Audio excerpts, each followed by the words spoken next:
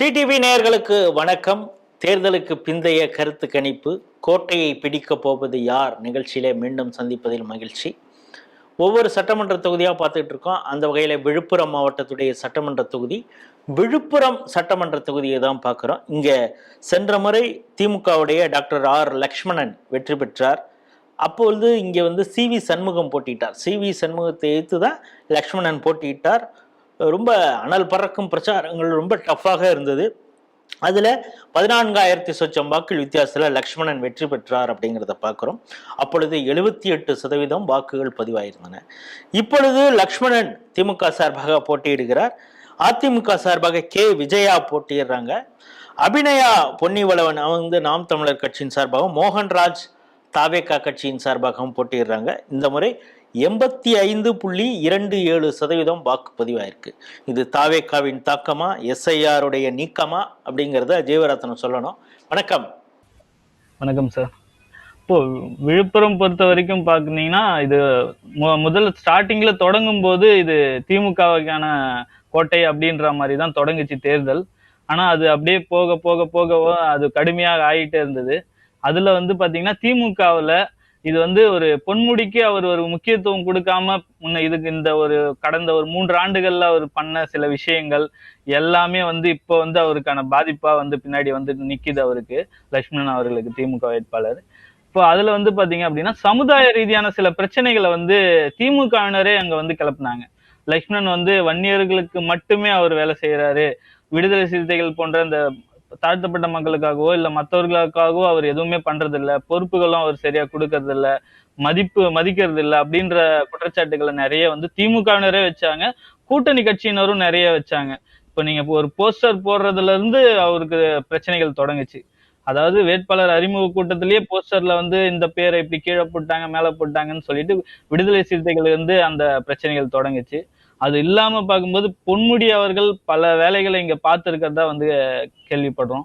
இப்போ அவங்க அதிமுக வேட்பாளர் பாத்தீங்க அப்படின்னா உடையார் சமூகத்தை சார்ந்தவங்க.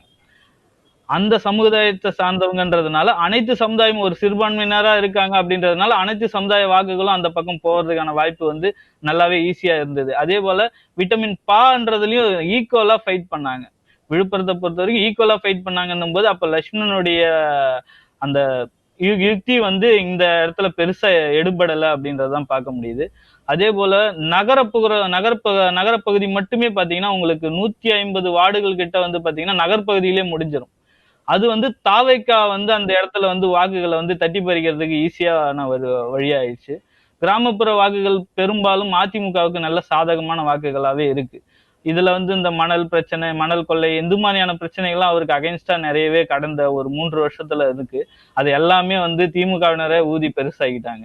அதனால அவருக்கு இந்த முறை கடுமையான போட்டி அப்படின்ற இழுபறியில தான் விழுப்புரம் நிக்குது. இதுல அந்த தாவேக்கா அந்த நகர்ப்புறத்துல இருக்கிற வாக்கை எந்த அளவுக்கு பிரிச்சு எடுத்துட்டு போவாங்களோ அந்த அளவுக்கு வெற்றி வாய்ப்பு மாறுறதுக்கான வாய்ப்பு இருக்கு.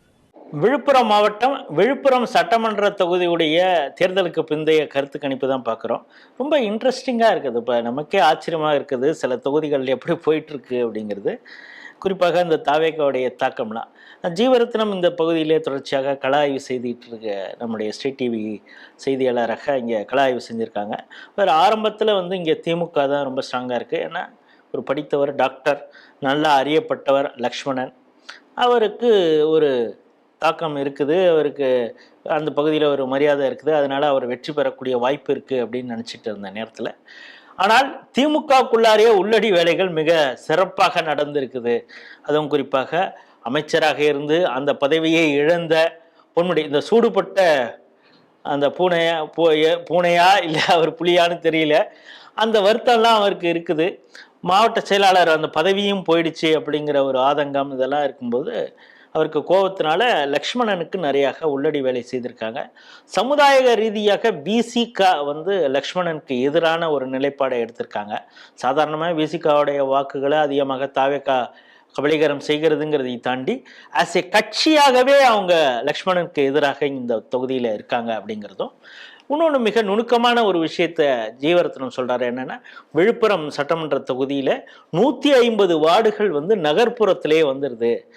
பெரும்பாலான விஷயங்களை பார்த்தீங்கன்னா நகர்ப்புறத்தில் இருக்கக்கூடிய பகுதிகளில் தான் வந்து தாவேக்காவுடைய தாக்கம் மிக பெரிய அளவில் இருக்குது. அந்த வகையில் தாவேக்கா இங்கே பெரிய அளவில் வாக்குகளை அள்ளுனுச்சுன்னா அது நேரடியாக திமுகவை தான் பாதிக்கும். அதே போல் தேர்தலில் பணம் கொடுக்கறதுங்கிறது ஒரு ட்ரெண்ட் ஆயிடுச்சு. அதை இரண்டு தரப்புமே மிக சிறப்பாக பண்ணியிருக்காங்க. இவங்க எதிர்பார்த்தாங்க, ஆனால் விஜயா அவர்கள் ரொம்ப சிறப்பாகவே எல்லா இடத்துக்கும் போய் சேர்றது மாதிரி பண்ணியிருக்காங்க. இன்னும் ஒரு அட்வான்டேஜ் என்னன்னா, அனைத்து சமுதாயத்திலிருந்தும் ஆதரவு கிடைக்கக்கூடிய அளவுக்கு ஒரு வேட்பாளர் இங்கே நிறுத்திருக்காங்க விஜயா. அவங்க உடையார் சமூகத்தை சேர்ந்தவங்க. பொன்முடி அவரும் தெரியும் எந்த சமூகத்தை சேர்ந்தவர். நேச்சுரலா அவர் வந்து உள்ளடி வேலை பார்த்தாலும் பார்க்கலன்னாலும் அவங்களுக்கு ஆதரவாக அந்த சமுதாயத்தின வேலை பார்ப்பாங்க. ஐஜேகே அதிமுக கூட்டணியில அந்த சமுதாய கட்சி அப்படின்னு சொல்லி அதிமுக பக்கம் இருக்கிறாங்க. இதையெல்லாம் விஜயாவுக்கு ஒரு அட்வான்டேஜாக இருக்கிறது. ஆகவே விழுப்புரத்துல இந்த முறை லக்ஷ்மணன் அவர்களுக்கு ரொம்ப டஃப்பாக இருக்கும் அப்படிங்கிறது தான்.